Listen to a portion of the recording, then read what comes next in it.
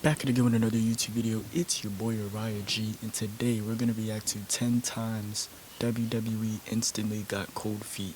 Let's get right into the video. 10 times WWE got cold feet and changed their mind. Number 10, Shawn Michaels as a heel.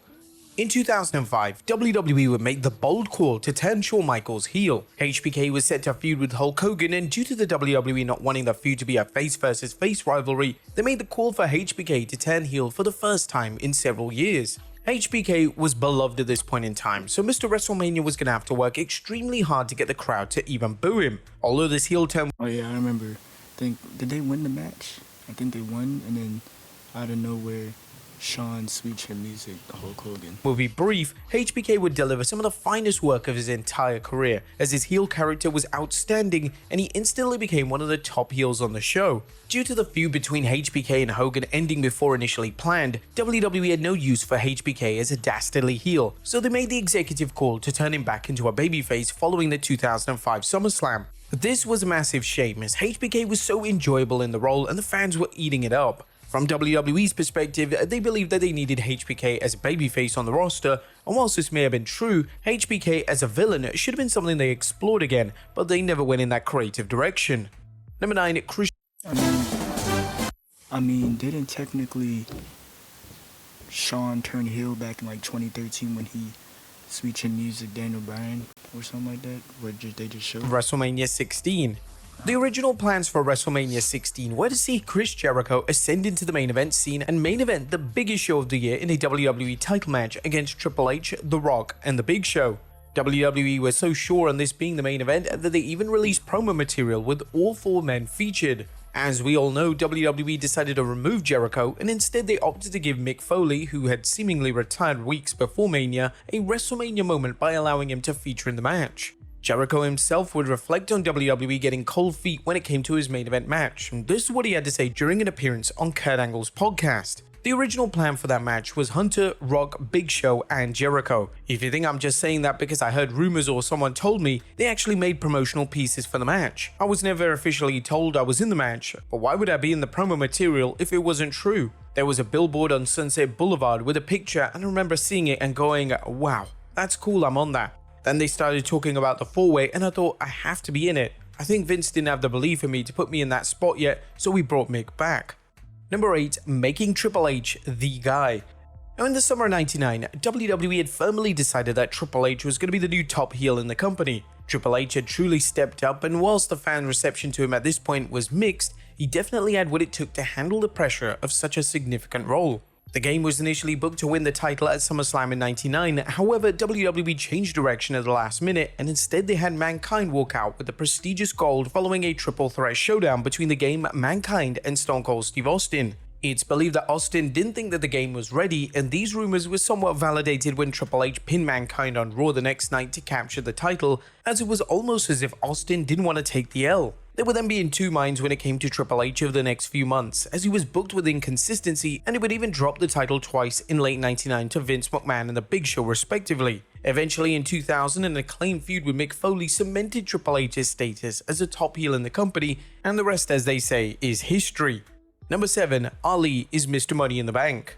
Vince McMahon was prone to giving up on wrestlers for no reason at all, as he was often prone to making drastic creative calls. In 2019, he decided that Ali was going to win the Money in the Bank briefcase, but at literally the last second before Ali went through the curtain, he decided that he was going to have Brock Lesnar come into the match at the closing moments to I just don't understand. Hold on. steal the briefcase. This booking call... I don't understand why they did this. Why did Vince think that Mustafa Ali had, was had championship potential to be champion? You feel what I'm saying? I don't understand. Because if we look at Mustafa Ali's, how many WWE titles does Mustafa Ali have?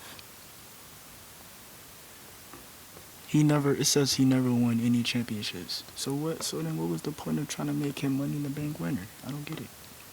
Received justified criticism from fans, especially because it made Ali look utterly incompetent, as if he was frozen in fear at the sight of Lesnar. And then not only that, making Brock Money in the Bank adding on to that, how do y'all feel about that? Like,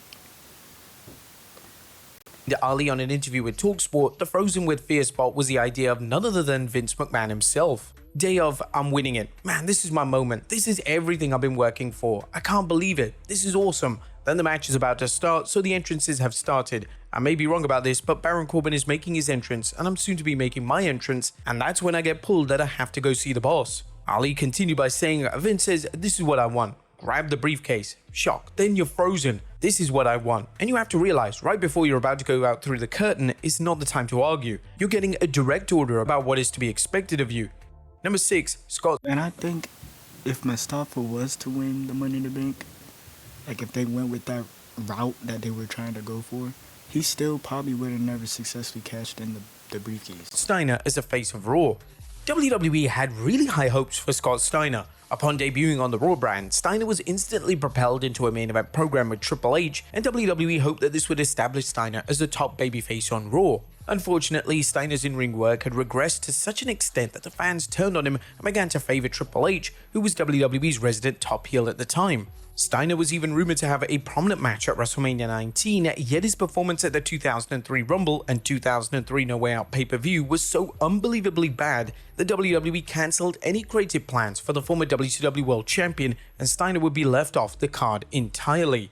Number 5, Big Show's WrestleMania moment.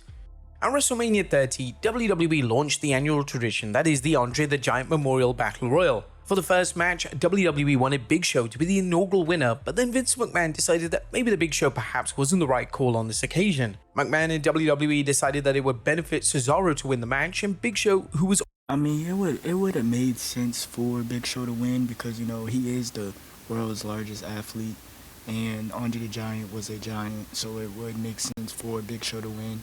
But it's kind of cool, you know, having Cesaro, you know, a lightweight. He's still, like, muscular, he can wrestle, good in-ring ability, but yeah. always known for being selfless in the ring, was on board with the creative change. The former WWE champion discussed WWE getting cold feet on his win during an appearance on Talk Jericho. That first Andre Battle Royal, I was supposed to win that. Then the day of, they're like, oh, we're gonna go with Cesaro. I'm like, okay, Cesaro's a great dude, incredible talent, speaks 5 languages, you know, this is a guy that absolutely I'll get behind. No problem. And I put him over the best way I could. He slammed me over the top, I shook his hand at the end. That's what you do in this business. You want to make guys. Number 4, Mankind main eventing WrestleMania 15.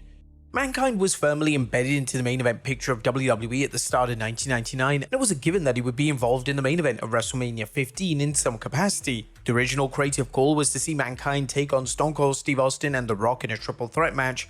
However, unfortunately for Mankind, WWE decided that a singles match between Austin and The Rock was the direction they should go in.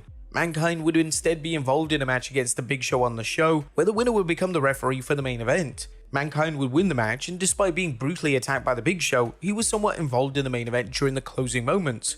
Mankind reflected on this decision. That was the year it was supposed to be a 3-way. It was supposed to be me, Rock, and Steve, and the decision was made at the time it had to be a singles. Even though in future years we would see several 3-ways and really good 3-ways personally, I believe Steve and Rock was the right call, but for me, it was really disappointing. Number 3, Roman Reigns' second Royal Rumble moment. The 2020 Men's Royal Rumble is widely regarded as one of the greatest Rumble matches of all time. The match was booked to perfection, and it was a breakout performance of Drew McIntyre, who would go on to win the match on main event night 2 of WrestleMania 36. Based on how the match was presented, it could have been inferred that this match was planned out way in advance. However, McMahon initially wanted Roman Reigns to win the match itself. What? Why? Why I need Roman Reigns to win again? I already have... Okay, so... who do you guys think is going to win 2025 Royal Rumble? I think it's going to be John Cena because of all the, you know, speculation and all this, what they're saying.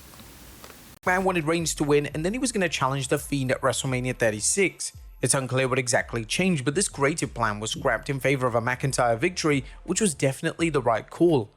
Number 2, Roman Reigns vs Edge. By the time WWE arrived at WrestleMania 37, Daniel Bryan had firmly become one of Vince's favorite wrestlers. This was a drastic change of tune from McMahon, as at one stage, McMahon resented Bryan and he didn't believe he was main event material. This admiration from McMahon was on full display in 2021, as although McMahon had penciled in Roman Reigns vs Edge as the main event of Night 2 of Mania 37, he was unsure about the matchup and he decided to add Bryan into the mix. According to Bryan during an interview with BT Sport, he was actively trying to get out of the main event as he believed that the match should have been a standard singles encounter. I kept trying to get out of it too. You know, this is a heck of a story. 10 years to the day that he was forced to retire. Yeah, I don't understand that match either. Because, okay, it's a triple threat match, right? I think that was the year Edge won the Royal Rumble, right? So, and I think that was during the pandemic era. So why add Daniel Bryan into the equation? Daniel already had his time. He was champion for a little time, some time. So it was Edge's moment. But now that I think about it, they had a story to tell. Roman was going to retain anyway because looking at the bloodline, it's a storyline of the bloodline. Roman as champion for dang near 3-4 years. Then him losing to Cody. So it all makes sense. It was shortly after Elimination Chamber and the build up to the singles match I had with Roman at Fastlane. It was like, this is going to be a stick Daniel Bryan in here thing. Not to say I wanted to be part of it, I just thought it would be such a strong main event, just the two of them. WrestleMania 30, it felt like with the way the crowd was reacting with Batista and Randy, they kind of needed me in there. This one didn't feel like it needed me. And number 1, Cody Rhodes finishes his story.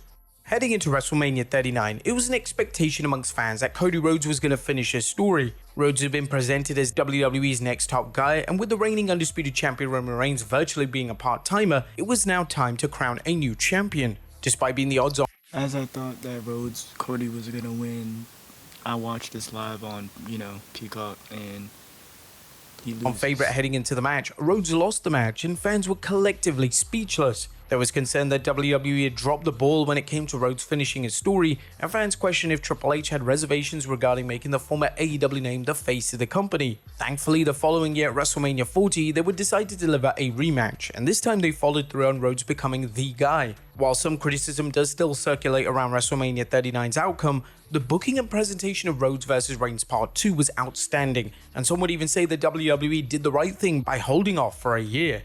But there you have it, folks. Alright, that was 10 times WWE instantly got cold feet.